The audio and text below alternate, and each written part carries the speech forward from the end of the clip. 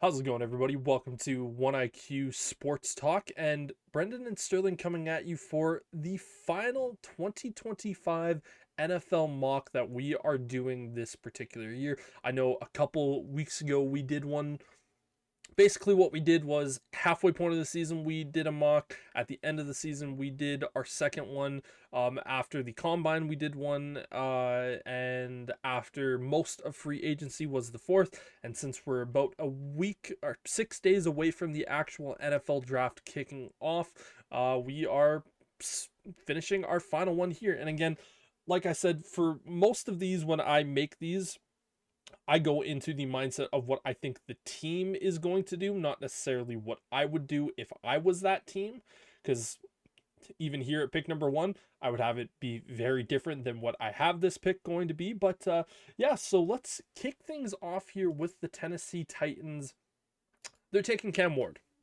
There is no real discussion about this.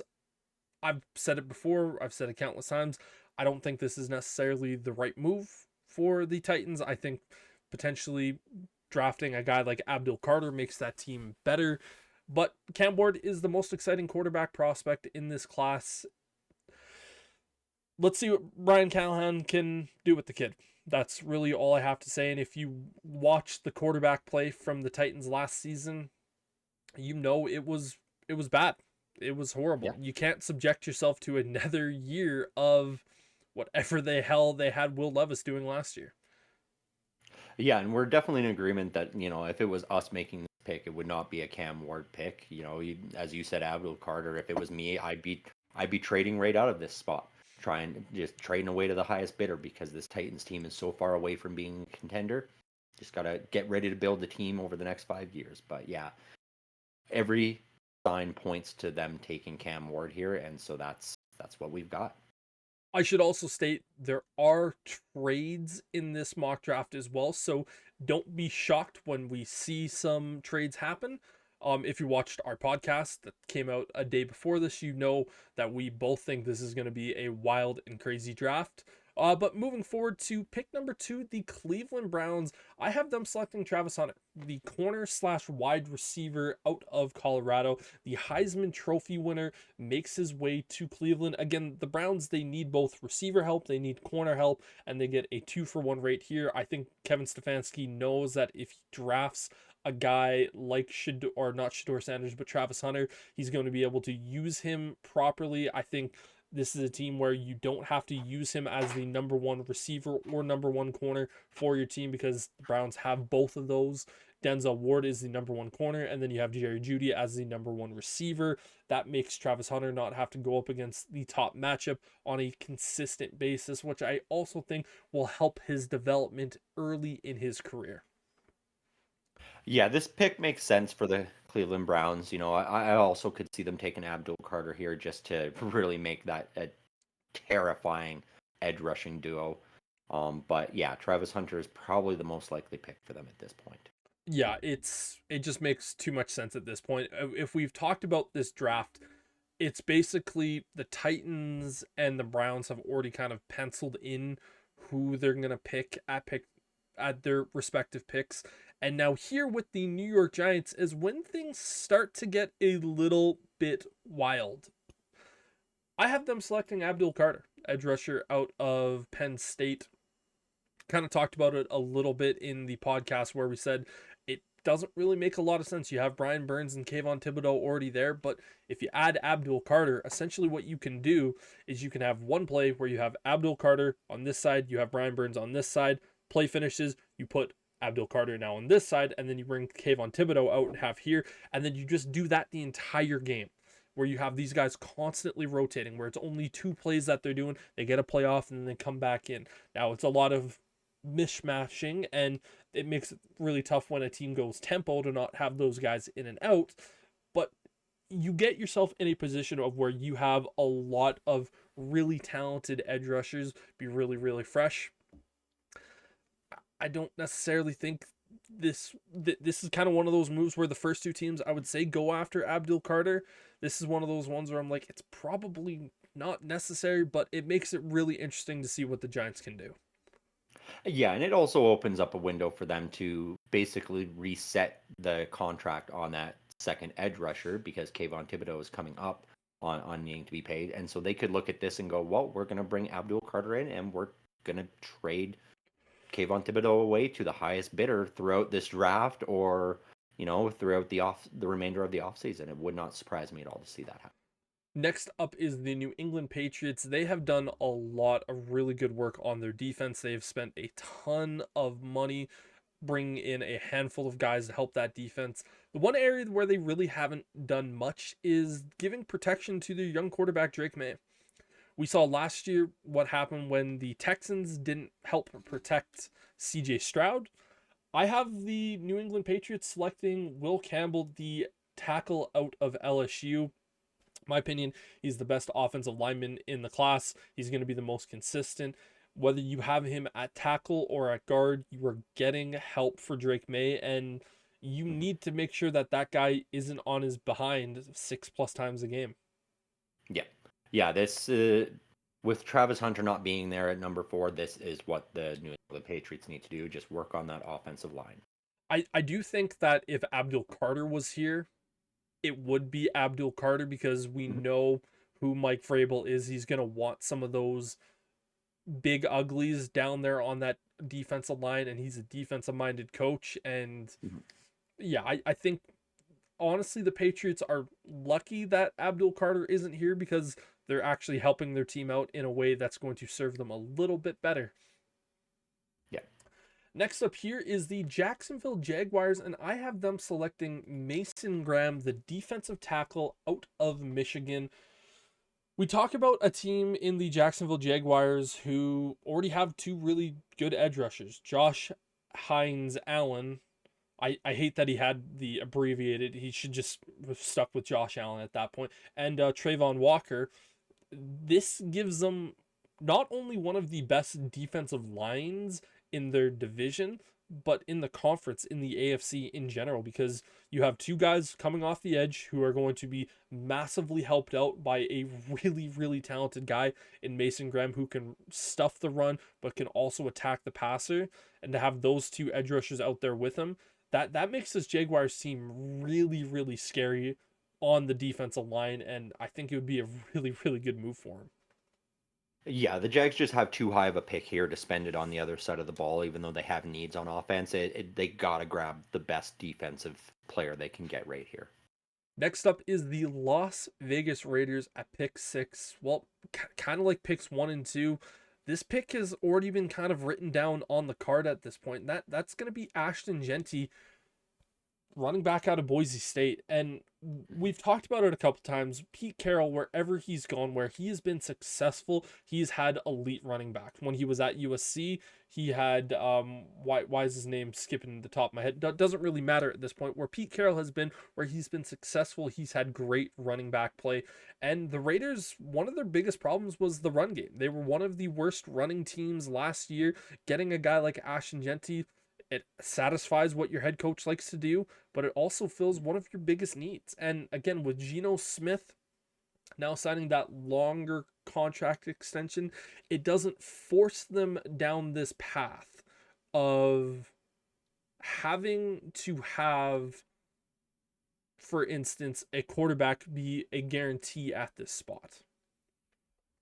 Yeah, and I mean, it really showed. They lost Josh Jacobs last year in the offseason, and their run game took a dramatic hit because of it. And so having Ashton Genty available at number 6, it would be very surprising and very difficult for the Raiders not to take him here. Pick number 7. I have the New York Jets selecting Armin Mumbu, the tackle out of Missouri. You put Armin Mumbu into that offense, you're basically just saying we are allowing Justin Fields to have probably the best protection that he's ever had from an offensive line. Again, you drafted Olu Fashanu last year as the tackle at pick number 10. This allows your team to have a much more consistent offensive line, one that you can trust a little bit more, and it opens up holes for Brees Hall and the rest of that run game. It gives Justin Fields protection and holes to run through if he so desires. And so it, to me, the talk of them, if Ashton Genty is there, I don't really buy it all that much, but to me, this is just a move that just makes sense. Yeah, we'll see if this finally works for the Jets or not. This has been the story of the last decade for them, really, is a lot of their first round picks have been spent on offensive linemen who don't end up being the starter after that first season they're there. So we'll see if this is finally a situation where they can stay healthy and where it works out for Pick number 8, I have the Carolina Panthers trading back them. with the Pittsburgh Steelers. Hmm. And I have the Steelers trading up to select Shador Sanders, the quarterback out of Colorado. I have the Steelers trading up in to get their quarterback, and I'm just trying to look at my notes here what I have them. The Steelers end up swapping first round picks this year and a first round pick and a third round pick in next year's class to go from pick 21 to pick number 8 to draft Shador Sanders. Now, when you're looking at the screen here, I'm not actually going to go into PFF's mock and force the trade because I'm not subscribed to PFF, so I don't have that ability. So with this, you're just going to kind of have to see that it is the Panthers on this one, and it's going to be AKA the Steelers, and we'll have these kind of talked about in the actual thing. But yeah, Steelers, it's simple. They need a quarterback. They don't have a Hmm. quarterback, and this is just a move that they can honestly look at here at the moment and say to TJ Watt, who there's been some rumors around that he might want to be traded, A, for contract, and B, for potentially just wanting to go to a different team to try to get something. You can say to TJ Watt, we got ourselves a guy that we can potentially build around. And now people will say, well, didn't you try to do that with Kenny Pickett? Kenny Pickett, it wasn't even comparable to what Shador Sanders is at this point. So it does feel a little bit easier for the Steelers to kind of make this move. Yeah, 100%. And I mean, this is desperation time, desperation move Yes. for them. Big trade up into the top 10, giving up that first next year. So you're putting all your eggs in that Shadur Sanders basket and going, you're our guy. We're not gambling and hoping to somehow land Arch Manning next year. It's Shadur Sanders or bust for the Pittsburgh Steelers. Yeah, and it's going to be really really interesting to see what happens. Again, you have George Pickens there, you have DK Metcalf, that allows them to have a little bit better of a wide receiver game. Arthur Smith is still the OC, so that's Hmm. it's not great, but at least with Shador Sanders, it gives the Steelers fan base and organization something to look forward to. Coming up at pick number 9 after the first shock of the night, I have the New Orleans Saints selecting edge rusher Mike Green out of Marshall. One thing we know about Kellen Moore, he came from the Eagles. He saw how dominant that defensive line was and how effective it was at getting after opposing teams. It's not exactly like the NFC South is that great on terms of the offensive line. Again, we know the Panthers, if you can attack Bryce Young. Tampa Bay, they have probably the best O lineman out of the group in Tristan Wirfs. He's one of the best in the league. And then you also look at the Falcons and go, it's not necessarily a team where you fear that. And if you can add some pressure on that line, you get a lot better. I'm not worried about Mike Green's off field issues. I think he's still going to be really, really talented. And for the Saints, this puts them in a pretty good spot. Again, this is a team you could say they need every single position on the field. Yeah. Yeah, and we've said that about the Saints with every one of our mock drafts, that this year it really is just best player available at whatever position it is. You need youth, you need rookie contracts, you need to get out of the financial hole that you're in. Coming up next at number 10, my Chicago Bears. I have them selecting tight end Tyler Warren out of Penn State. This is no slight against Cole Kmet. Cole Kmet, I still think, is a phenomenal tight end. I still think he's a top 10 tight end in this league, closer to being 10 than he is closer to being 5, but the point still stands. Tyler Warren is, simply put it, he's a Gronkowski type tight end. And with Ben Johnson, we know he loves to run two tight end personnel.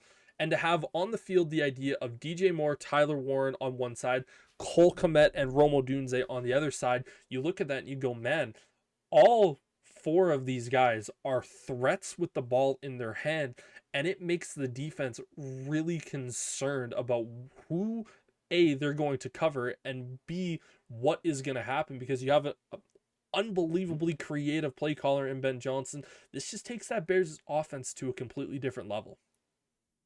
Yeah, definitely. I mean, I'm surprised to see a tight end go this high in the draft. It doesn't happen very often, but it does make sense, you know. And moving Cole Kmet over to that left side, he is a good pass blocker as well. And so having that added protection on Caleb Williams' blind side, along with this revamped offensive line, that could play a really big part. And we may see Cole Kmet go into more of a blocking role than a receiving role as this season progresses. Next up here at pick 11, the San Francisco 49ers. We've talked about them having one of the worst off seasons that you could possibly have. They've lost a lot of players, and you're probably going to see a lot of their picks this year go right towards replacing some of the guys that they lost. And I have them selecting cornerback Will Johnston out of Michigan. This is coming in completely replacing Charvarius Ward, who ended up going over to the Colts this offseason. And yeah, the 49ers, they basically just need to replace all the guys that they lost. Yeah. Yeah, and this honestly, to me, is the most important one to replace because you need to get a guy in there to replace Ward that can defend against Jackson Smith and Jigba, Puka Nakua, and Marvin Harrison Jr. You know, your three division rivals. So that is a key pick for the 49ers. Next up at pick number 12, we have the Dallas Cowboys, and I have them selecting running back Omarion Hampton out of North Carolina. And when you talk about the Cowboys, they have a lot of needs on the offense. They need a second receiver. They need a running back more than anything on that offense. They have a new head coach who is an offensive minded guy. And so you know he's going to want to build through this offense. And I know I saw a little bit of like a smirk and a shake of the head of the this is such a Cowboys move. But let's just go back on a time machine 2 years ago when we saw Bijan Robinson get drafted, and we all said, yep, that's the only running back going to be drafted here. He's the only running back that deserves to be drafted that high. And then we saw the Lions draft Jahmyr Gibbs, shocking the world. Omarion Hampton is a damn good running back. And with Ashton Genty gone, why would the Cowboys want to risk having a guy that they view as an elite back not there in the second round? Yeah, I get that. I feel like it's still a bit of a reach. I feel like the Cowboys might have been able to move themselves down a little bit in the first round and still get this sort of a pick. But I get the risk reward idea there of do we want to take that risk of him getting scooped up at like 13, 14, 15 before we get back on the board. So it does make sense. It is their biggest area of need. I always smirk with the Cowboys because they always seem to get it wrong when it comes to their first round. They always seemingly make very interesting moves, to say the Hmm. least. And that is another situation where you would say it's an interesting move, to say the least. But they have been fairly successful with some of their first round picks. It feels like they take 1 year of where it's a really good pick, and the next year it's a really bad pick. Last year it was a really bad pick. So granted, theoretically this should be a pretty good pick for the Cowboys. We'll just have to kind of wait and see. At pick number 13, we have the Miami Dolphins, who have just kind of been in no man's land this offseason when it comes to the conversation around them and how people have felt about them. But for me at the moment, I have them selecting Gray Zabel, the offensive lineman out of North Dakota State. I think there's going to be a team that just absolutely falls in love with the idea of what Gray Zabel can be, because this is a guy that can truly play all five positions on the offensive line. The Dolphins, they need help protecting Tua. And if you have a guy that can go, well, we don't necessarily need him at this spot, but we can move him to a center or we can move him to a right tackle. Again, you have so much versatility with this guy where he might not be the best player at his position ever in his career, but he's just going to give you that versatility that allows you to just have such a great matchup and give Tua that much more protection. Yeah, makes sense for the Dolphins. And as you said, they've been quiet so far this offseason. So getting more protection for Tua, more ability on that offensive line to open up some holes for Devin Achan. It just it makes sense for them to go offense here, being that they don't really know what their identity is on defense. We don't know if Tyreek Hill's going to be there or Jalen Ramsey is even going to be there, so those are question Yeah, marks. And this just feels like a safe pick. it is. Yeah, it's a safe move that if somebody goes down to an injury, you've got a guy you can plug into any one of those spots on the offensive line. Indianapolis Colts are up next, and I have them selecting the tight end out of Michigan, Colston Loveland. Colts, if you look at their tight end depth chart, it's basically like asking Chat GPT, can you create a tight end for me? And those are the guys that are being spat out at the moment. Mhm. I think the Colts still need to work on their defense really, really badly. I don't think they have a good defense. But when you have the quarterback situation like what you do, and you've referred to it as you have both the 32nd and 31st ranked quarterbacks at starting positions on your team battling, you might as well give them an elite weapon to potentially throw the ball to and potentially just completely miss throwing the ball to at this point. But giving your quarterback, whoever it's going to be, whether it's Anthony Richardson or is it's Daniel Jones, you need to give him as much help as you possibly can. And I like the receiver room. I like the running back room. This gives them a really, really solid tight end. Yeah, this Colts team was probably one of the biggest overachievers last season, and ultimately they played themselves out of a really good draft pick to get one of the best defensive players. And so they're in a position in the middle of the draft where it get some extra weapons for whoever the quarterback is going to be. And this just makes the most. This is the weakest part of their offensive depth chart, and so getting something there just makes. All the sense in the world. Yeah. Next up is the Atlanta Falcons at pick number 15. I have them selecting Jalen Walker, the linebacker slash edge rusher out of Georgia. Again, Falcons, we've been talking about them needing to get edge rushing help for what feels like years at this point, going like, oh, they're going to draft an edge rusher. It almost feels like a folktale at this point. It's like when we were saying for years that the Eagles need to draft a middle linebacker in the first round, and it just never happened. With Jalen Walker, you get a twofer here with this guy. You get a guy that is kind of similar to the way that we all viewed Micah Parsons coming out of Penn State a couple years ago, where it was, well, in year number one, you should just let him play both linebacker and edge rusher and see which fits him better. And I think that should be the exact same strategy as you use for Jalen Walker because Georgia sometimes they just don't know how to utilize guys properly when they get so much defensive talent. It's just like, you just play here. Just go out there and hit someone. And Yep. the Falcons, they need both edge rusher and linebacker help. So that fits kind of like a glove to them where you just say, just go out there and make plays for us. Yeah, and I mean, the Falcons have to make this pick because they need to get themselves out of that laughing stock spotlight. Who knows? Maybe they go out there and they go, you know what? We're going to draft Quinn Ewers because that would make as much sense as their first round pick last.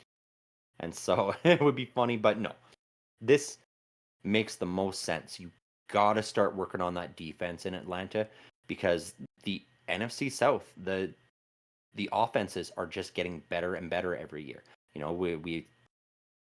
We see it with the Panthers. Their offense started clicking near the end of last year. The Buccaneers with Baker Mayfield have been good. The Saints are really that big wild card team where they're in such a financial hole that you can count on them shooting themselves in the foot at some point. But the Falcons need to start worrying about their defense and finding a way to stop guys like Baker Mayfield and Bryce Young from running scores up on them.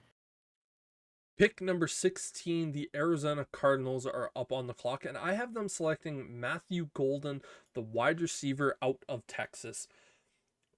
I think it's Mhm. fairly safe to say that Marvin Harrison Jr. was a disappointment this last year. I don't think him and Kyler Murray had all that much chemistry, and I don't think he played all that well. Now, granted, he still put up some decent numbers. He was almost 1,000 yard receiver. I think he was in the 800 yard range. So you're not going to label him as a bust, but you're not also going to say that he was what you wanted to see from him. Matthew Golden comes out there and gives you two legitimate weapons for Kyler Murray to throw the ball to on the outside with Trey McBride. So that gives Mhm. you three really solid pieces for Kyler Murray to work with. Not only what this does is it takes pressure off of Marvin Harris's shoulders, but it allows you to sit back and say, is Kyler Murray the guy? Because we've been kind of asking this question the last couple of years. Is Kyler Murray still a franchise quarterback? And at this point, the last couple of years, it's going, well, it's hard to determine because he has no one to throw the ball to. This, you kind of go, you don't have any more excuses. They're like, this is the year. Either you are the guy or we're moving on from you because we're giving you the pieces. And I think Matthew Golden is the best receiver in this class, and this would be really solid for the Cardinals. Yeah, this is a must pick for Arizona. We talked about how their defense still needs work. That's all well and good, but the reason Marvin Harrison struggled so much last year is because he was a rookie that was double teamed on almost every snap because there was no wide receiver on the other side. And that's why we saw Trey McBride have such a breakout year last season because it was always, oh, Marvin's doubled. Let's check it down to Trey McBride. And when that check down was starting to be taken away, that's when we saw the scrambling start again from Kyler Murray. And so throwing another offensive weapon on the other side of the field, it's going to force defenses to spread out a little bit more and allow Kyler Murray to maybe showcase some more of that talent and not have to be scrambling all the time. He's going to have three weapons he can use, and I think we see the talent start to emerge from Marvin Harrison Jr. when he doesn't have to face double teams week in and week out. 5 years from now, I think he'll be able to combat any double teams he has to. As a rookie, that's really difficult for anybody coming out of college to contend with constant double teaming. I was not surprised to see him have a little bit more of a lackluster year last Next up at pick 17, we have the Cincinnati Bengals, and I have them selecting defensive tackle from Ole Miss, Walter Nolan. To me, Walter Nolan is a really, really fun looking prospect from the D tackle spot. And again, we've talked about it countless times.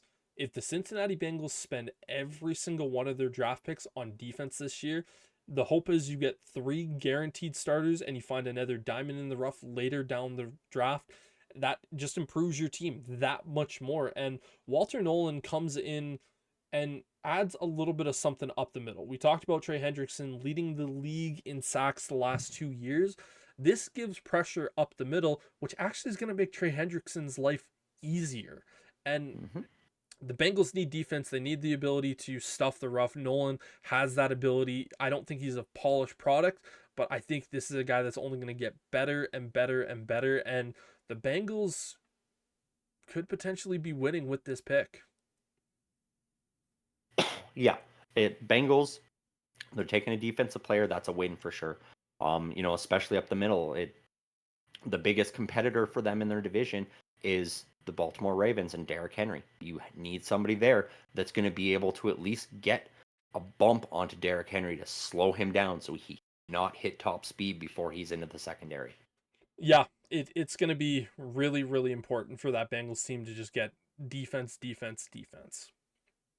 Now going to the Seattle Seahawks. This is a team that has a lot of picks in these first three rounds, and so they are going to utilize them, and they don't necessarily need to go off of necessarily best player available. It could just be a situation of this is our biggest need. And Yeah. with that, I have them selecting Tet McMillan, wide receiver out of Arizona. Tet McMillan, 6'5, 220 pounds. He is not an athletic freak like DK Metcalf. but you already have someone in that kind of route running possession type of role like a Jackson Smith and Jigba. You need someone who's going to be a little bit more of that red zone threat and that big wide receiver, and that's what Ted McMillan brings. And you need to give Sam Darnold people to throw the ball to. And at the moment, before this pick, you only have Jackson Smith and Jigba, who played really well last year, but he also still had Tyler Lockett and DK Metcalf out there taking away. So you can't necessarily trust the kid to be that guy at this point moving forward. And this just makes it a little bit easier. It's almost kind of like looking at the Cardinals going, you know what, we just need to make sure our young receiver that we really like has a playmate to make life that much easier. Well, exactly, and this is a good pick because he's not going to be coming in and facing all the pressure of having to be necessarily a number two. Because if I'm not mistaken, they also did sign Cooper Cup, They did, and so yes. having Jackson Smith and Jigba, Cooper Cup, and then bringing a rookie into that, it closes that hole that was created by losing DK Metcalf and Tyler Lockett. Yeah, Tyler Lockett kind of replaced by Cooper Cup and DK Metcalf replaced with Tep McMillan. Exactly. Next up is the Tampa Bay Buccaneers. Again, another kind of team where you're looking at them going, they're kind of in this weird no man's area where they have some players that could really be effective for them. And I have them selecting Jaheed Campbell, the linebacker slash edge rusher out of Alabama. And when I look at Campbell, I view him much more as your more traditional linebacker as opposed to an edge rusher. Kind of a similar situation with Walker at Georgia, where they just didn't really know the best way to utilize him. Same kind of situation there with Campbell at Bama. I think if you are the Bucks, same situation. You allow him to kind of go out there and play both roles. And after year number one, you kind of see where he's ultimately been more comfortable with and what he did better at. And then you kind of specialize him with that role moving forward. I think, however, he will be more of that linebacker role. I think his pass rush, he has a lot more area that he will need to grow to even be compared to what he is as a linebacker nowadays. And thing is, the Bucks need both edge rushers and linebacker help, so this kind of is a 2-for-1. Yeah, this Bucks team, they fell off badly at the end of last season just purely due to injuries. And a big part of that is just it's an aging team on both sides of the ball. There's a lot of older guys that are very near retirement, and it's a key to start replacing them now and filling those holes. And you want to start with what is often considered the quarterback of your defense, and it's that linebacker spot because often that's going to be the guy who's calling your plays on defense for your team and moving everybody around. And so getting that to start out is really important before they start worrying about finding replacement wide receivers or cornerbacks or edge rushers. At pick number 20, I have the Denver Broncos selecting Travion Henderson, the running back out of Ohio State. To me, this is one of those moves where the Broncos, they need a running game. Travion Henderson is a guy that goes out there and just hits holes, and he's a home run hitter. And I don't think he's the best running back in this class. I think he's not even the third best running back in this class. I think the Broncos view him for that home run speed, and Sean Payton is looking at it going, I can scheme up so many ways to get the ball into this guy's hand and give Bo Nix a playmaker that doesn't necessarily just have to come from the run game. He has the ability to catch the ball out of the backfield. He's not a great pass defender in from what I've seen, but this would just open up a lot more stuff for the Broncos to be able to do. It does, and this also will create a bit of a vacuum and an ability there. If he performs well at the start of the season, you then can take a guy like Javonte Williams and Not on the team anymore. truly. Hmm? He's with the Cowboys. Oh, did he already move? Yeah. I thought he was still with Denver. Okay, never mind. Then this is very much a position of need for Denver at that point if you've already moved on from Williams. Now, what was the Pittsburgh Steelers at pick 21? Again, we had that trade with the Carolina Panthers. So again, on the PFF we talked about a little bit earlier. I'm not going to try to force the trades because I don't have the ability to force the trades here. So you're just going to have to look at pick 21 as the Panthers. I have them selecting James Pierce Jr., the edge rusher out of Tennessee. Again, this Panthers team, man, they have struggled so much on the defense the last couple years. Again, trading Brian Burns last offseason before the draft, they had no edge rushing help. James Pierce Jr. reminds me a lot of Jared Verse from what we saw last year, and I think this is a guy that you can build your defense around and have a lot of really good fortune with him moving forward. And with a team that needs defensive help, this is a perfect guy to bring in, and I don't necessarily think any of the wide receivers at this point would necessarily be worth it for the Panthers. So to me, that just feels like a very solid spot for them to go. Yeah, no, it makes sense. You move down in the draft and you're grabbing the best defensive player you can get at a really desperate position of need for you. It's a good move for the Panthers. The Los Angeles Chargers coming up on the clock. I have them selecting Emeka Ibuka, receiver out of Ohio State. Yeah. If Gray Zabel was still on the board at this point, I would have Gray Zabel going to the Chargers. But since he's not, I think the Chargers organization looks at it and says, we need to give our quarterback, Justin Herbert, as much weapons for him to throw the ball to. We hit an absolute home run with our second round pick last year in Lad McConkey.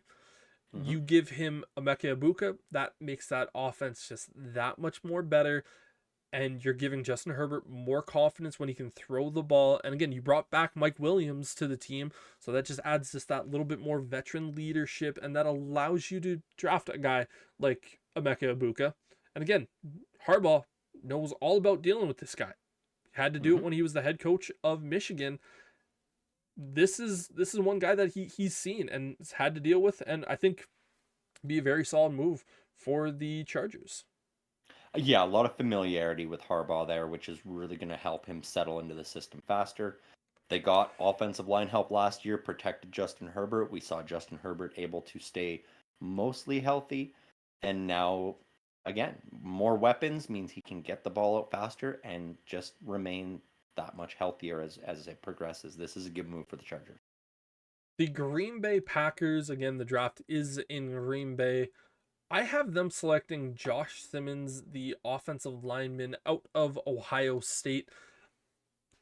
We talk about the Packers potentially trying to draft a wide receiver in the first round and try to find that number one receiver. This is a team that hasn't drafted a receiver in the first round since 2001. Hmm.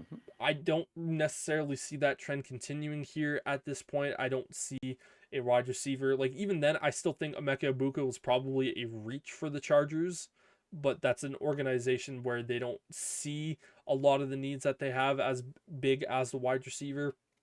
Packers try to protect Jordan Love as best as you possibly can. Josh Simmons, he might have been the number one tackle taken in this draft if he wasn't hurt all year long. And so I think that's where the Packers kind of sit back and go, you know what? We're continuing to build this offensive line. We know the defenses in the AFC North are scary to deal with. So we're just Hmm. adding that much more protection. Yeah, and that's just it. Like you need some extra help to protect Jordan Love, who dealt with injuries last year, and you've got three high-powered defenses that like getting after the quarterback in your division. It just makes sense. Like if Igbuka was still there at this pick, I could see the Packers possibly doing that because I do think he is a good wide receiver, but he'd be gone to the Chargers for sure, and so O line makes sense. Next up at pick 24, staying in the NFC North, we have the Minnesota Vikings selecting Jaheed Barron, the corner out of Texas. Barron is one of those guys that he just has so much positional flexibility. And what's the hallmark of a Brian Flores defense? You need to have positional flexibility because he moves guys around all over the place. So to me, getting a guy like Barron, who some people argue is the top corner in this class, and by adding him there at pick number 24, you get a guy who is very, very talented at the corner spot. He can play safety. You could probably move him up to nickel and have a lot of good work out of him at that particular spot. But again, this is such a Brian Flores defensive pick of just going, we're going to have so much versatility. And with the wide receivers in the NFC North that are there, you need to help protect over the top. That was the Vikings' biggest issue on defense, was dealing with those top end receivers. And this, without a doubt, helps that. Yeah, and like you said, Brian Flores style pick because that's what he likes. He wants a versatile guy that he's going to be able to move around. We know he loves to disguise his defenses. So having a guy you can put in three or four different positions and the offense not really being able to be sure what he's going to be doing coverage wise is a huge boon for Brian Flores in this defense. Houston Texans up at pick 25. This is another team that we have talked about just having an absolute shitstorm of a bad offseason.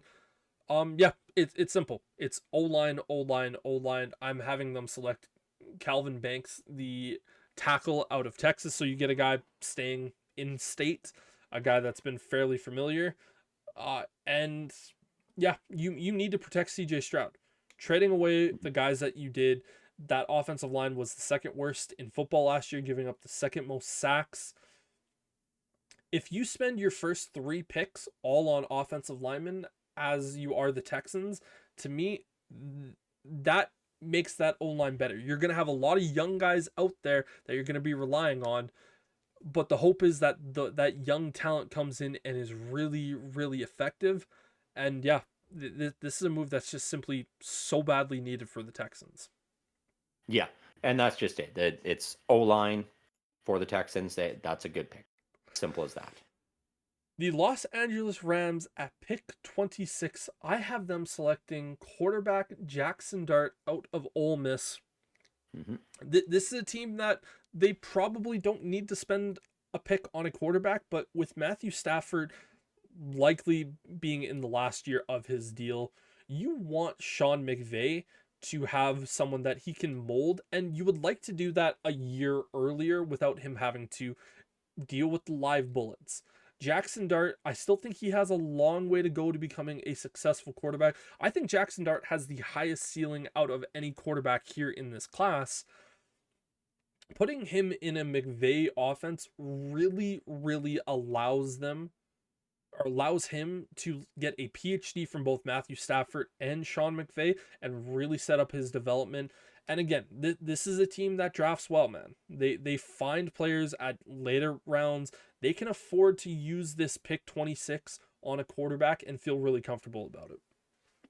Yeah, I mean, for me, I look at this pick, and this is the first pick outside of those first two where I feel like maybe the name isn't penciled in, but the position definitely is. I feel like the Rams at 26 in the first round, they have to take a quarterback. You need to get the future behind Matthew Stafford now so that you're not starting a rookie next year. And this, or the year after, whenever it happens to be, this is a smart pick. Jackson Dart, as you said, highest ceiling of most of the quarterbacks in this draft class. Very intelligent kid who's going to get to come in and learn from Sean McVay, one of the best offensive coaches in the league, and Matthew Stafford, one of the most versatile quarterbacks who's dealt with playing with bad teams and good teams. He's going to have so much knowledge that he can bestow on this young guy. This is just a smart pick for the Rams to remain relevant for the next decade or beyond. The Baltimore Ravens, I have them selecting Tyler Booker, the guard out of Alabama. I think out of pure guards, he is the best in the class, and guard happens to be a need for this Baltimore Ravens team. And Mhm. Tyler Booker is a bad, bad man. He goes out there and he tries to hurt his opponent on every single play. And giving Lamar Jackson a little bit more time in the pocket up the middle while also allowing holes to open up a lot more clearly for Derrick Henry, that is a scary thought for all AFC North teams. They just look at that and go, hopefully this kid turns out to be a bust, because that makes this Ravens offense that much better when it's already really, really good. Yeah. Yeah, at this point that it really is what the Ravens need to focus on is finding a way to keep putting more points up because again, like I said with the Bengals, the Ravens' biggest opponent really is the Bengals. And so you need to be able to score 30 plus points a game to keep pace with Joe Burrow.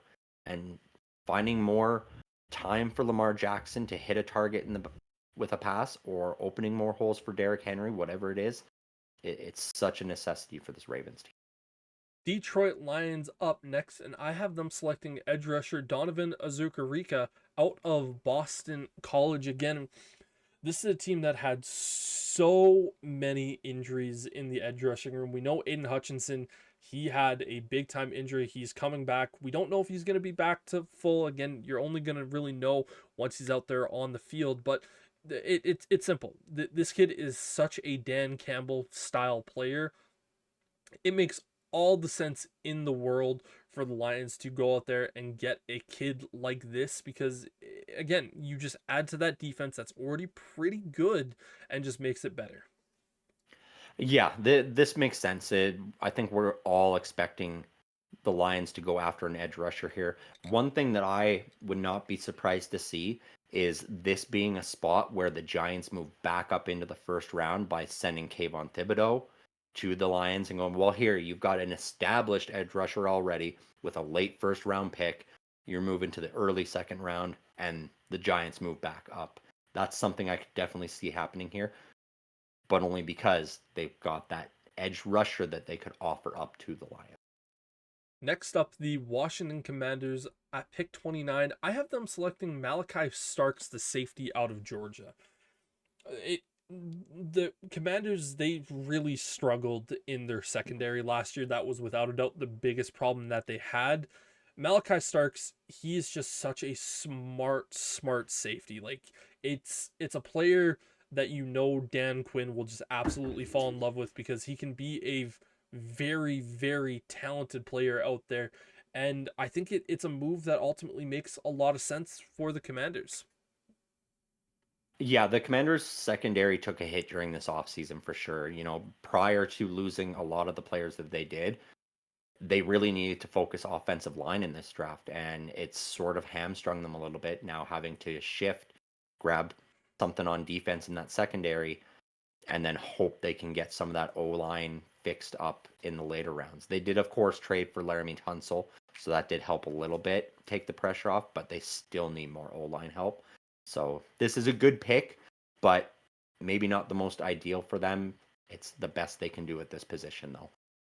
At pick number 30, I have the Buffalo Bills trading out of the first round, and their trade partner happens to be my Chicago Bears.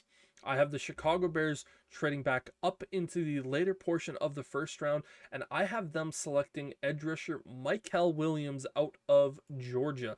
Now, in this, I have the Bears sending pick number 39 and a third round pick next year to get this move done.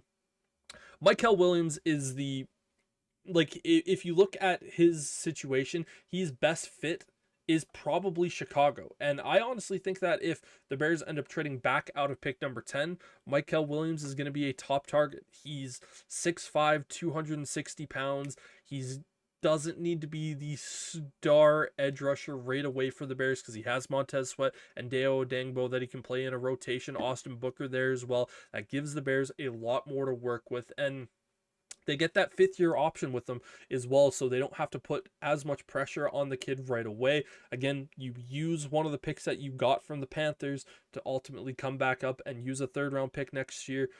It's a fairly solid deal for both the Bears and the Bills. Yeah. I mean, the Bills in this position, they're kind of in this limbo where they performed so well last year with a lackluster supporting cast on paper, at least, that they got to be viewing this and going, you know what? It might not matter who we pick. If we've got a good coach and a good coaching staff, we can get it done with whoever. So let's get some extra draft picks because they're starting to enter that realm of, a little bit too much money spent on a couple of key positions. Next up here, we have the runner up to the Super Bowl, the Kansas City Chiefs, and I have them selecting offensive tackle Josh Cornley Jr. out of Oregon.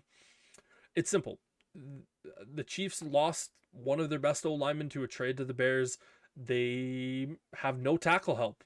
They Mhm. signed a backup tackle from the 49ers who will likely be a starter, but to me, Cornley Jr. will be an instant day one starter for this Chiefs team. You need to protect the golden goose that is Patrick Mahomes. It's plain and Yeah, simple. and really that when you watch the Super Bowl, that's why they lost. That Eagles defense dominated the line of scrimmage and showed that that is the weak point on this Kansas City team. And then they lost additional people during free agency here, and so they need to find a way to fix that position quickly so that they can't be exploited again as we get to the playoffs next year. With the Super Bowl champion Philadelphia Eagles here at pick number 32, I have them trading out of this spot, and I have the New York Giants sending a third round pick in next year's class. Or actually, just let me make sure I'm reading this one. And they send a third. They send pick 34, which is 34 in this year, and a fourth round next year, and they jump up to draft Jalen Milroe, the quarterback out of Alabama. You're going to see a team trade back up at the end of the first round to get one of these quarterbacks, whether it's Jalen Milroe, whether it's Tyler Shuck from Louisville. The Giants, again, they they said earlier that they were going with a really talented edge rusher in Abdul Carter. This allows Mhm. them to have a little bit more, but this also allows them to get that fifth year option. So if they want to use basically this first year as a redshirt year with Jameis Winston and Russell Wilson there for Jalen Milroe, they can. Now, I will say this.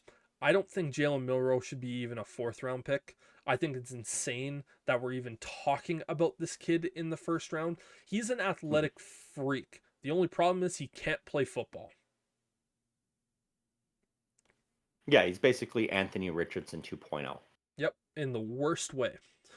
Yeah. Like Th it's this one surprises me too because I feel like the Giants maybe wouldn't want to give the Eagles any more firepower with any draft picks, even if it is only a fourth rounder. I feel like they'd just be like, no, we're okay. We'll stay here, and if the Browns decide to pick Milroe ahead of us, then we'll take one of the other quarterbacks right after them. yeah. But as you said, the key factor here is getting back into that first round so you can have that fifth year option. And so that really is what will be the driving force behind this trade. Now going into round number 2, and first round we do a lot of breakdown, we do a lot of conversations. Round 2 and 3, because this is a 3 round, I will say there aren't any more trades that have been made. We're just kind of dealing with some of the trades that have already been left. So again, at pick 34, you'll see it be the Eagles making that trade, and at pick 39, it'll be the Buffalo Bills. But it'll be a lot more rapid fire throughout a bunch of these. So yeah, starting out with the Cleveland Browns, I have them selecting a quarterback in Tyler Shout, the quarterback from Louisville. Again, this is just a situation for the Browns where they just kind of need to draft one. Try to hope that they can get someone who's fairly talented. Yeah. I mean, he's not going to be starting this year. He's probably going to be third string. And even then, who knows with next year? It's the Cleveland Browns are in such a hole right now that it's Yeah, I feel bad it's for any quarterback getting drafted.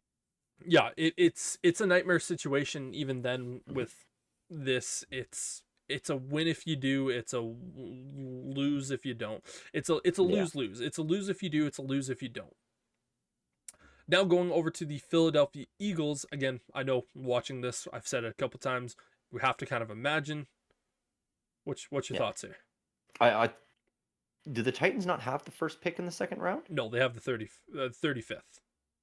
Oh, okay. Yeah, it's a weird year of where the top three have kind of got jumbled up a little bit. I'm not Well, exactly sure the reason why, but yeah. So this is the kind of way it is. So okay. Philadelphia Eagles back on the board. I have them selecting Shamar Stewart, the edge rusher out of Texas A&M.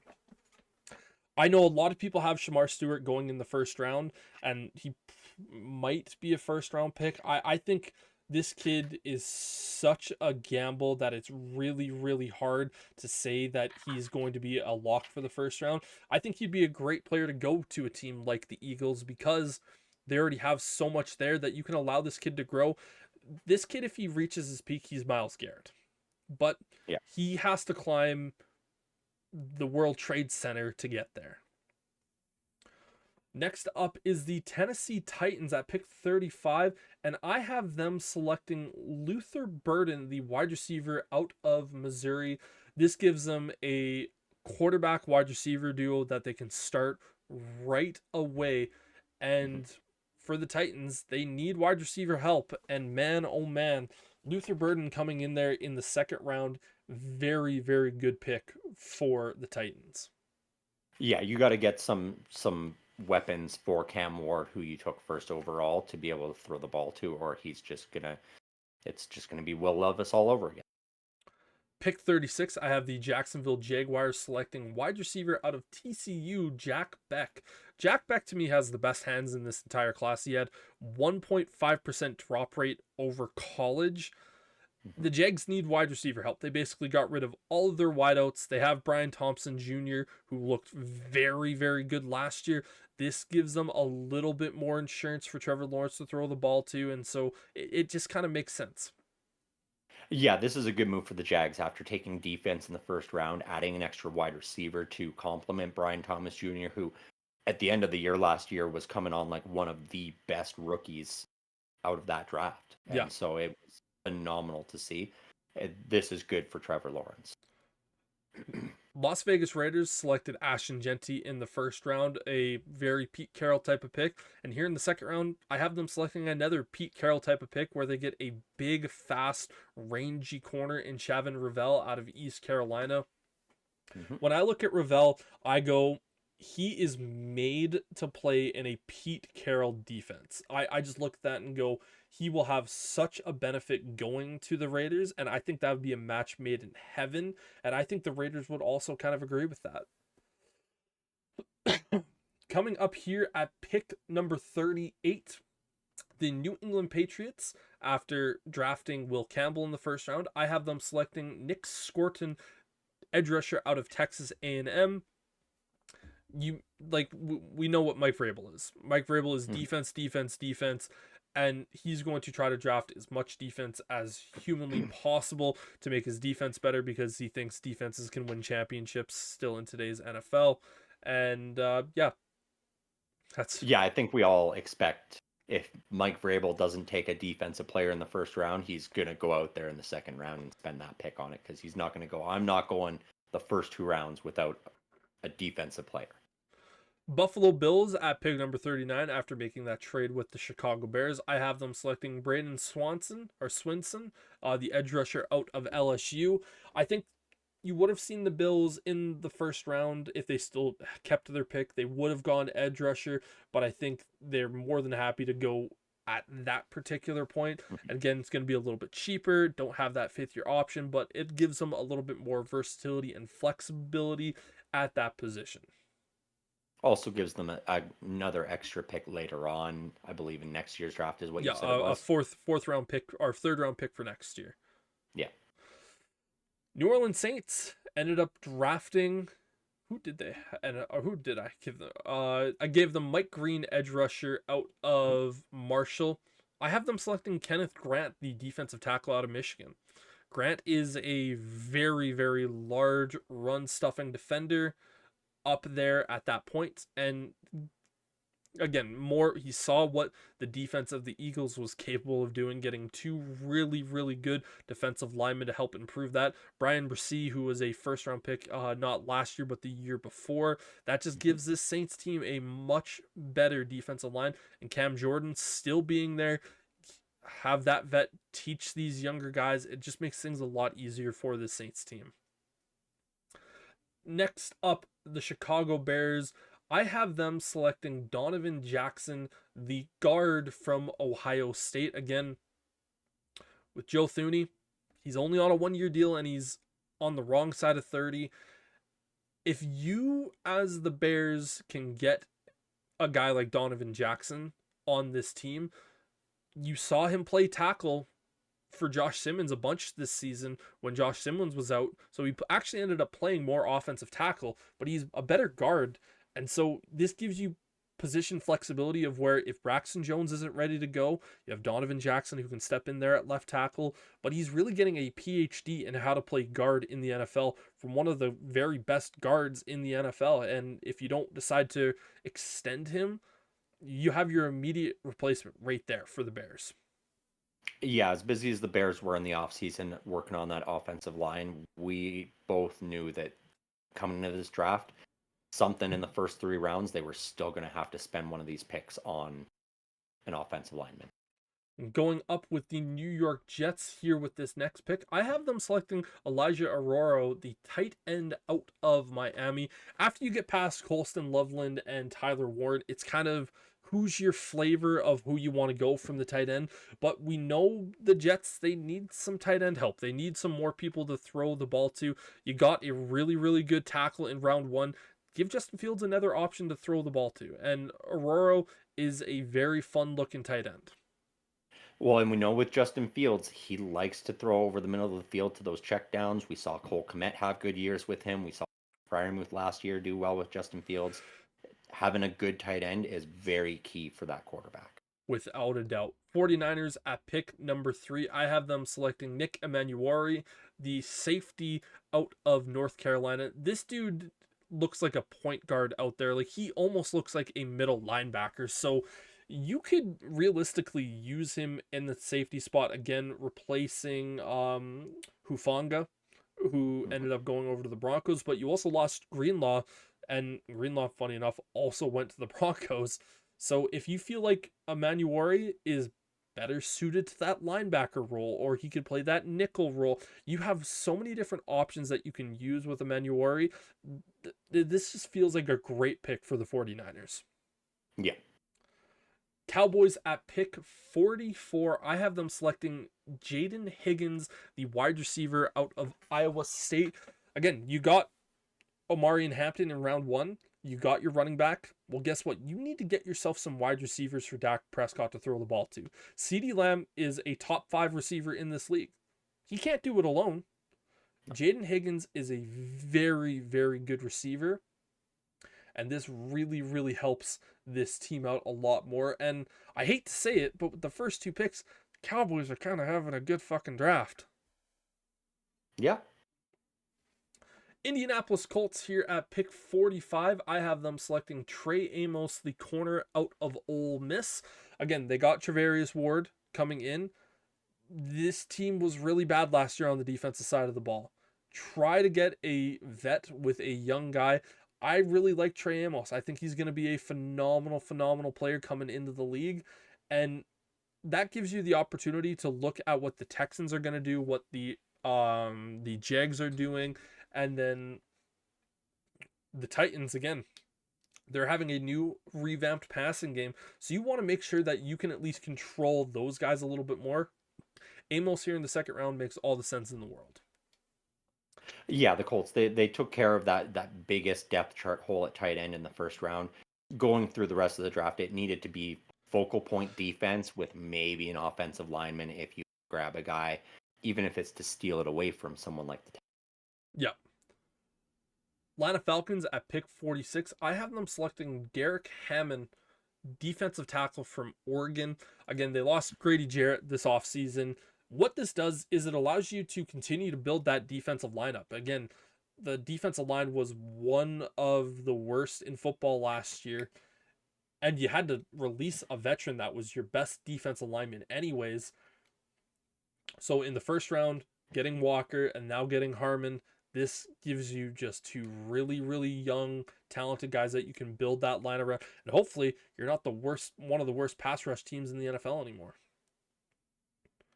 The Arizona Cardinals are up next on the clock, and I have them selecting, as long as I can find the guy here, I have them selecting guard / tackle Jonah Savania. No idea how to pronounce his last name, so apologies. But yeah, Cardinals, they drafted a wide receiver in the first round. They still need some offensive line help, and Jonah, he is a mean offensive lineman. I think he is going to slide into that guard position for the Arizona Cardinals. And I think it's going to be something where you just continue to say, hey, Kyler, this is your year, man. Show us that you are the guy. We're giving you the weapons. We're giving you the protection. Prove to us that you are this team's franchise quarterback. Miami Dolphins next up on the clock, and I have them selecting Xavier Watts, the safety from Notre Dame. They ended up losing one of the best young safeties in Javon Holland. I believe he ended up going to the Giants in free agency. This is a move that just simply comes in and replaces him. You need to make sure that you have some help into that secondary, and yeah, you just got to help this team out. Cincinnati Bengals up here on the clock at pick 49.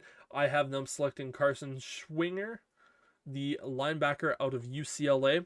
Again, you added yourself a really talented defensive tackle up the middle. You get your quarterback of your defense now in what is considered the best pure middle linebacker in the class. And again, we've said it time and time again. Bengals need to build this defense. If they spend all of their picks on the defense, it's going to be vastly improved. Exactly. And start by building it right up the middle where Derrick Henry's going to.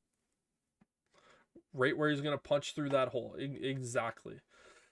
Next up here, I have the Seattle Seahawks. I have them selecting guard Wyatt Millam out of West Virginia. This is a guy who played tackle at West Virginia the last 3 years. Was outstanding. He's projected to move in at guard, which is a little bit more of the area for the Seattle Seahawks. But again, it's nice to have that positional flexibility that they can ultimately go out there and use. Denver Broncos at pick 51. I have them selecting Elick Omanor, the wide receiver out of Stanford. Again, you got Travion Henderson in the first round, a speedy back. You add another weapon for Bo Nix to throw the football to. It just allows everyone to be just that little bit more cool, calm, and collected. And again, that offense is going to start to look scary, man. Seattle Seahawks now back up on the draft board. This time I have them selecting edge rusher Princely Umanmielen out of Ole Miss. Again, edge rusher is a bit of a need for this Pittsburgh, or not Pittsburgh, but Seattle. This pick comes from the Pittsburgh Steelers. And right now, Seattle just trying to build this team up as much as they humanly can. Got a wide receiver in round 1, got a offensive lineman to help protect Sam Darnold, and now you start to attack with some of the defense. This is very much a Mike McDonald style pick. Tampa Bay Buccaneers, I have them selecting Kevin Winston Jr., the safety out of Penn State. Again, just continuing to build that defense up and get that little bit more. Winston, kind of like a Jaquan Brisker style safety, a little bit more physical, a good player for this Bucs team. Our Green Bay Packers now back up on the clock. I have them selecting Jalen Royals, the wide receiver out of Utah State. This is what the Packers do. They draft a wide receiver in the second round, hoping that he's going to be a superstar. Jalen Royals, he's a very quick receiver. They're just adding that little bit more depth to that room. It feels like they're going to have 9 receivers all drafted from the second round over these last couple of years, and they just continue with that. And yeah, Packers way. Los Angeles Chargers, I have them selecting Mason Taylor, the tight end from LSU. Mason Taylor, to me, is one of the most interesting tight end prospects in this class because he's just solid from top to bottom. And son of Hall of Famer Jason Taylor, he has that football DNA, goes to the Chargers where, again, they got Mecca Ibuka in round 1. Now you put him here in round 2. Ooh, that Chargers offense is going to start to look real dangerous. Yep. Yeah, that's what we said in the first round. Getting more weapons for Justin Herbert is likely Harbaugh's main goal right now. Well, and not only are you getting him another weapon, you're getting him a guy that can also be effective in the run blocking game as well, because Mason Taylor is a really good run blocker as well. Buffalo Bills at pick 56. They draft Maxwell Hairston, the corner out of Kentucky. Again, a really speedy corner, but they're essentially looking, how do we beat the Chiefs? How do we beat the Ravens? How do we beat the Bengals? And we added an edge rusher earlier in this class or earlier in this round. Now we add a corner to kind of help boost that secondary a little bit more. The Carolina Panthers, I have them selecting Darius Alexander, the defensive tackle out of Toledo. Again, bolster that defensive line. And if you continue to make that defensive line just that much better, it puts you in a much better scenario. Again, the Panthers, the biggest reason why they lost as many games as they did this year was because of their defense. Yeah, this one does surprise me a little bit that they wouldn't reach on a wide receiver, but at the point they're at, you might as well just try to stop the other teams from scoring. As you and I both know from our team's histories, it doesn't really matter how good the offense is as long as you stop the other team from scoring. You still might lose the game, but the other team's not going to score more than 25 points. Next up is the Houston Texans, and I have them selecting Tate Ratledge, the offensive guard from Georgia. Again, O-line, O-line, O-line. Doesn't need to be anything more complicated than that. Get O-line to help protect CJ Stroud. Yep. Baltimore Ravens, I have them selecting Benjamin Morrison, the corner out of Notre Dame. The biggest problem with that Ravens defense last year was their secondary. The only secondary player that we looked at and actually gave respect to was Kyle Hamilton. Thank you, Kyle Hamilton. See, it's good to have a partner here to remember some of the names when you have thousands running through it.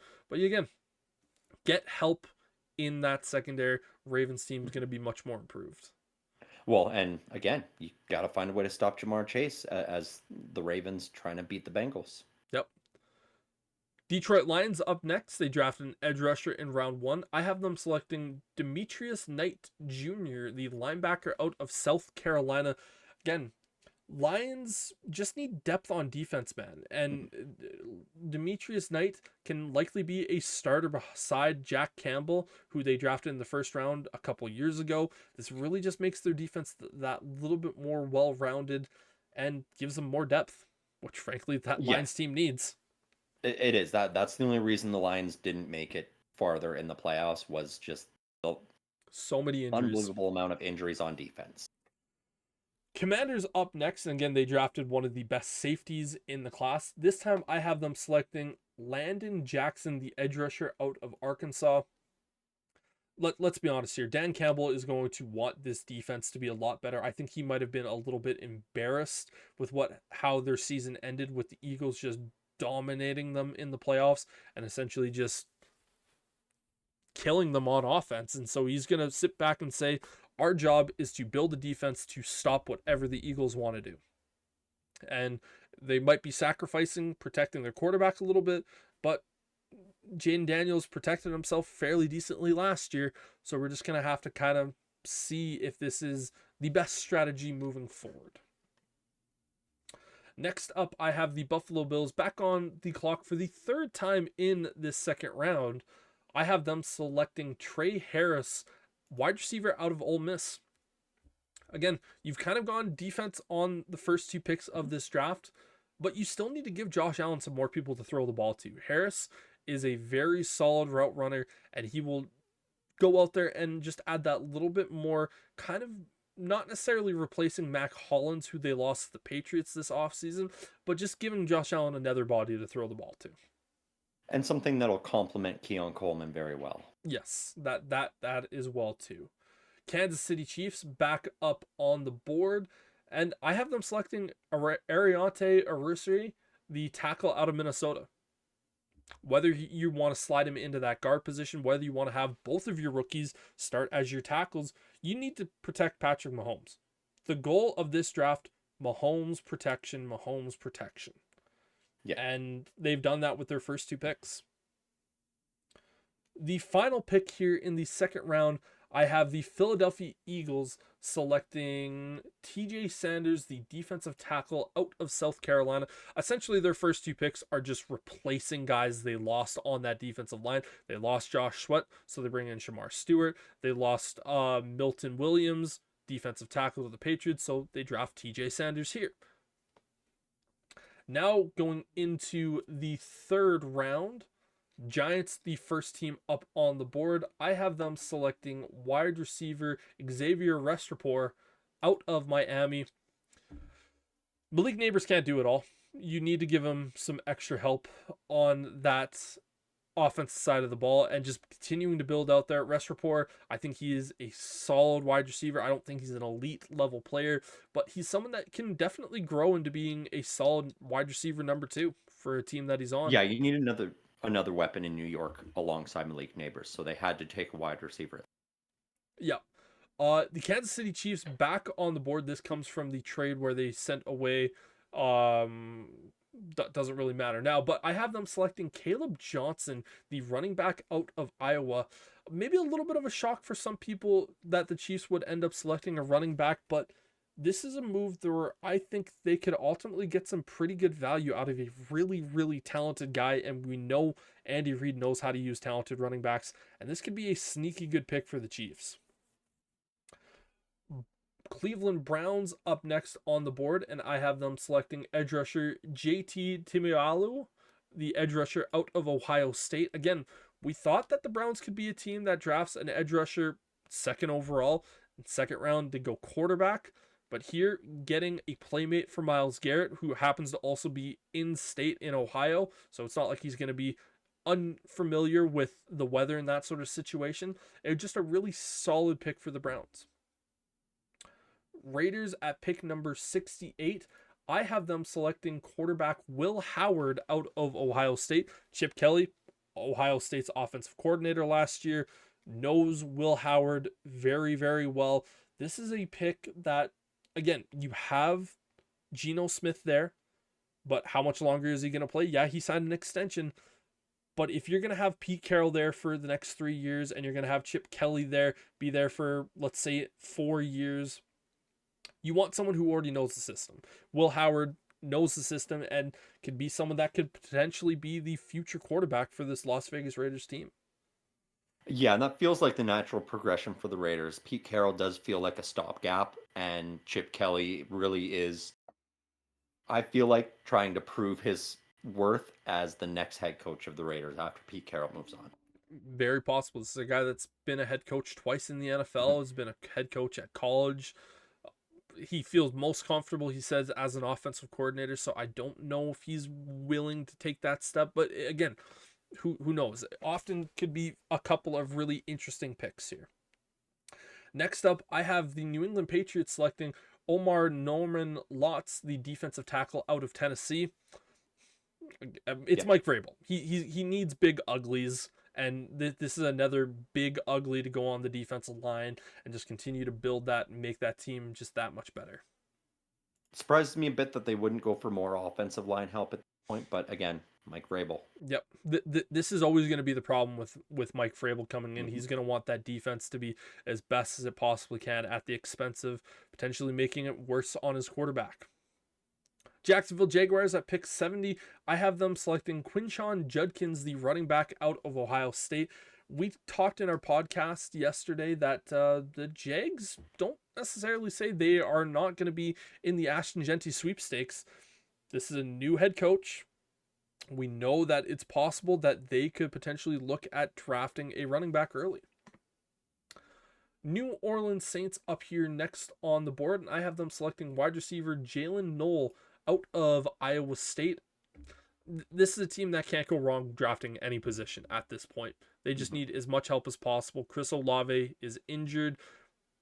Is he going to remain healthy as best as he possibly can moving forward? I don't know, but this is just a very solid pick for the Saints. My Chicago Bears at pick number 72, I have them selecting running back Cam Skattebo out of Arizona State. I think this kid is going to be phenomenal in a Ben Johnson offense. Like, this is my draft crush. This is my draft class. I doesn't necessarily need to be just for the Bears. I think he's a phenomenal player that's going to be underlooked. And when he gets to the NFL, I think depending on the offense that he goes to, the dude could be in the running for Offensive Rookie of the Year. And I think in a Ben Johnson offense, you could have that potential. That just means that you have all the Mhm. four guys that I mentioned earlier with Scadaboo in the backfield. That makes it really scary. Yeah, I was wondering if you were going to put Scatabo with another team or have him fall all the way to your Bears in the third round again.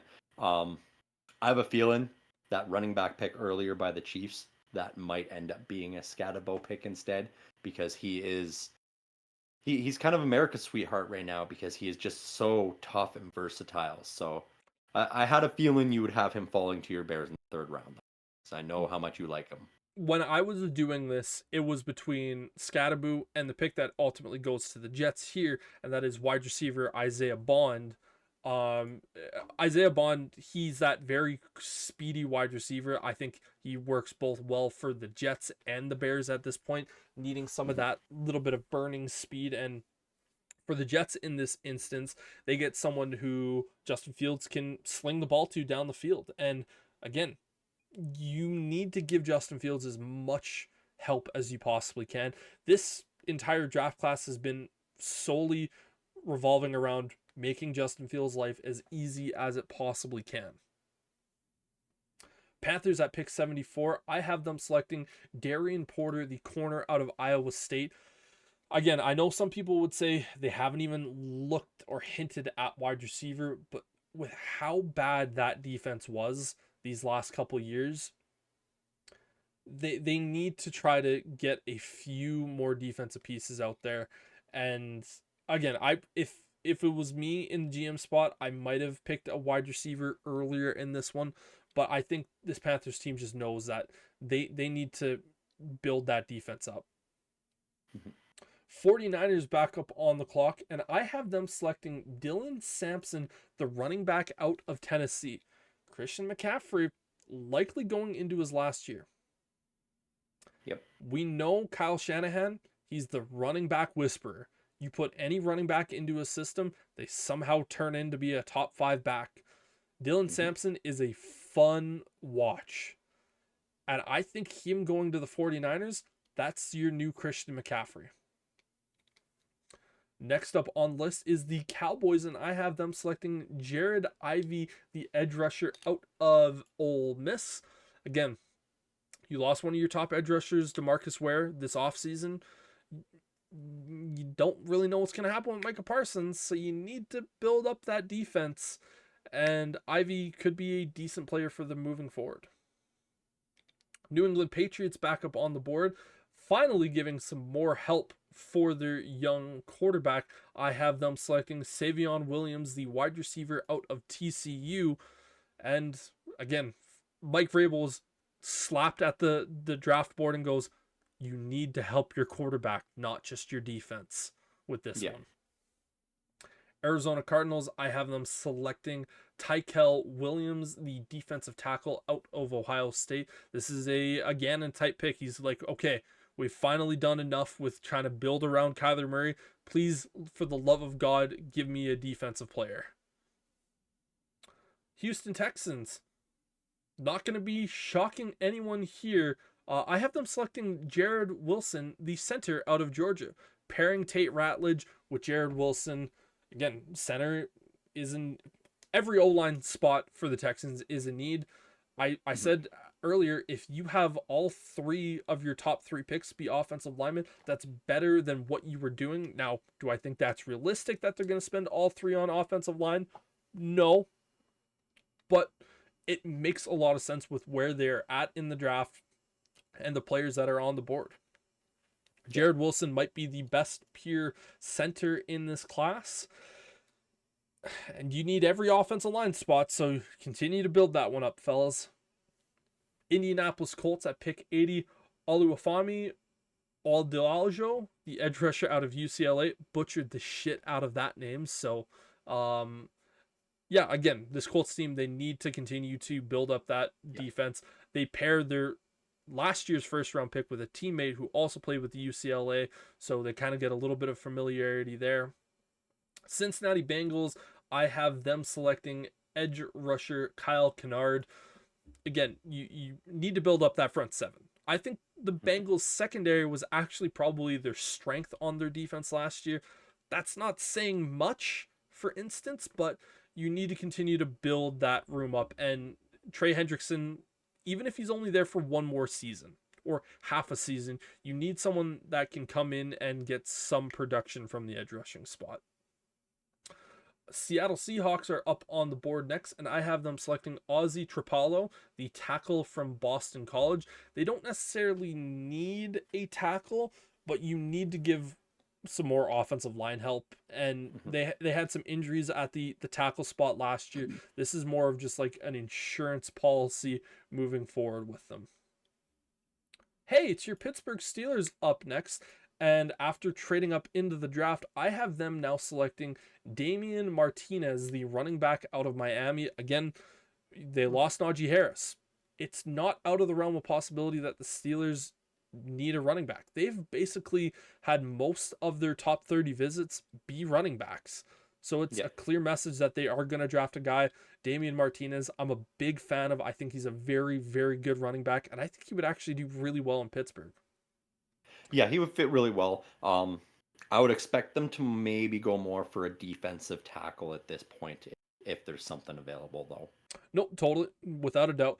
I think this is maybe a situation where Omar Khan, the GM for the Steelers, looks at it and goes, we should probably try to give our young quarterback the best opportunity moving forward. Will It, it would be it's one of hard. those. Will he be gone by the fourth round? Because I do believe the Steelers will have a compensatory pick at the end of the third round as well. They do not. They don't anymore? No, they do not. Just looking at the draft board right here, that was their last pick in the top three rounds. Tampa Bay Buccaneers up on the clock. I have them selecting Jisaiah Stewart, the edge rusher out of Michigan. Again, this entire draft class has been a situation where we're just building our defense. Campbell in the first round, we talked about allowing him to kind of play that both edge rusher and linebacker role. This allows them to have another guy on that edge rushing spot to just kind of give them just that little bit more help and support and continue to build that defense up. Denver Broncos here at 85. I have them selecting CJ West, the defensive tackle out of Indiana. They built that defense up really, really well over the offseason with a bunch of free agent moves. CJ West comes in. He's going to be a big, ugly body up the middle that kind of stops runs. This Denver Broncos team is going to look scary, man, with way that they are building this roster. Chargers here at pick number 86. I have them selecting running back RJ Harvin out of UCF. Again, they brought in Najee Harris, but that's only on a 1-year deal. And we both know that Najee Harris is not a 3-down back. And so you need someone else that can come in and have a little bit of a change of pace. Harvey does that. Packers, I have them selecting Azareye'h Thomas, the corner out of Florida State. Jair Alexander, I'm pretty sure, is going to get traded at some point. They need more help in the secondary, even if they still keep Jair Alexander. This guy, while there is some consensus whether he's might be a sneaky first round pick, I don't really see it. And so that's where he ultimately lands. Jaguars, I have them selecting Andrew Mukba, the safety out of Texas, just continuing to build up. Their secondary isn't terrible, but they definitely need some more safety help in that unit to get themselves a little bit better. Ladies and gentlemen, I have the Houston Texans not selecting an offensive lineman here, folks. I have them selecting Tez Johnson, the wide receiver out of Oregon. we don't know what Tank Dell is going to be. Tank Dell and Tez Johnson are very similar players. Tank Dell has not finished the season healthy. He took a really, really bad injury last year. You don't have Stephon Diggs anymore, so you need to get yourself some more wide receiver help here, and Tez Johnson would make all the sense in the world to go to the Texans. Rams, I have them selecting tight end Terrence Ferguson out of Oregon. Again, that's kind of their biggest need on offense here at the moment. Again, you could look for them to try to replace a Cooper Cup, but I think the tight end spot for them, Ferguson in a McVay offense, he's going to put up work, man. It's going to be really, really solid for them. Yeah, I think after the Devonte Adams signing, replacing Cooper Cup became less of a concern for this season. Yeah, but this is a guy that comes in as another big body that will be very good for the Rams to have. Baltimore Ravens, I have them selecting edge rusher Jack Sawyer out of Ohio State. This is a team that is just going to look at him and be like, you're going to go into a really solid rotation here. We do need a little bit more help at that edge rusher unit, and it just makes sense. Seattle Seahawks back up on the board. I think this might be their last pick here in this, and it is in the first 3 rounds. I have them selecting Kyle Williams, the wide receiver out of Washington State. Again, Cooper Cup struggled last year. Mhm. We can't sit back and say that even though he signed a 3-year deal, that you are completely sold at that wide receiver spot for this team. Get as much help for Sam Darnold as you possibly can. And again, when you have 5 picks in the first 3 rounds, you can double dip if you want. Yep. The New Orleans Saints, pick number 93. I'm gonna have them selecting Quinn Ewers. I we know that Derek Carr might be out for the entire season. I am not a fan of Spencer Rattler. I didn't like him in college, don't like him in the pros. Quinn Ewers can potentially come in Kellen Moore's system.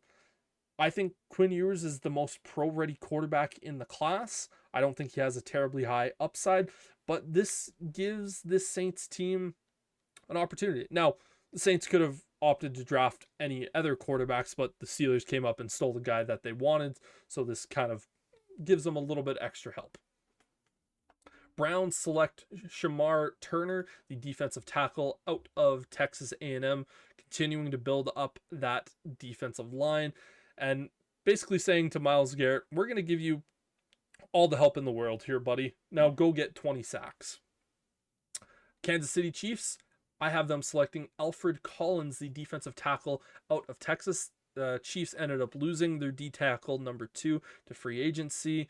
This is essentially just a replacement move. Eagles, I have them selecting offensive tackle Charles Grant out of William and Mary. To me, I don't think he's going to play tackle in the NFL. I see him sliding into guard. And the Eagles, they just lost their guard. He ended up going over to the Chargers and Mekhi Becton. This guy comes in, slide him in a guard, boom, bang. You have Pro Bowl on one side, you have Hall of Famer on the other side.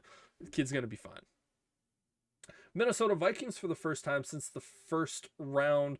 I have them selecting DJ Gibbons, the running back out of Kansas State. Again, you did re-sign Aaron Jones this offseason, but he's on the wrong side of 30. So you're Yeah. going to need a little bit more help on that offensive side of the ball, particularly in the running back game, to not allow Jones to be too overworked. Miami Dolphins, I have them selecting tackle Marcus Bowe out of Purdue. Again, this is just helping out Tua as best as you possibly can. The New York Giants, I have them selecting Cameron Williams, tackle out of Texas. Again, give your quarterback as much help as you possibly can. Again, you ended up trading up to draft Jalen Milroe in round number 1, so it helps you out just a little bit more. 49ers, I have them selecting Chris Paul, linebacker out of Ole Miss. Again, that's basically just replacing Dre Greenlaw. Every single Hmm. pick this draft has essentially been to replace someone else. Rams, I have them selecting Lathan Ransom, the safety out of Ohio State. There's getting some more of that young help in the secondary. And the final pick in this year's mock and the final one of 2025 that we're going to be doing, I have the Detroit Lions selecting Willie Lampkin, the guard out of North Carolina, just improving that offensive line and giving them that little bit more depth. Again, they did lose one of their guards this offseason. Really, really solid draft for them. But yeah, that is it here today, guys. Thank you all very much for watching. Sterling, what's your thoughts? No, that's a good 3 rounds of draft. It's fun to see what some of these teams are going to do, what some of our differing thoughts are. Hope all of you guys enjoyed it. And, with this coming out, I believe on Tuesday is the plan.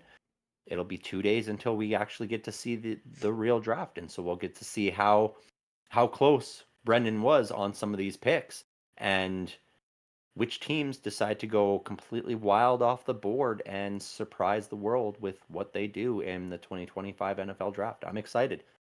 Yeah, me too. Make sure to stick around on draft day as we are going to be doing a live stream. I know I will be live doing it, Sterling. Unfortunately, you'll be at work, but I'm sure you'll be texting in from time to time. But yeah, that is it here today, guys. Thank you all very much for watching. Peace.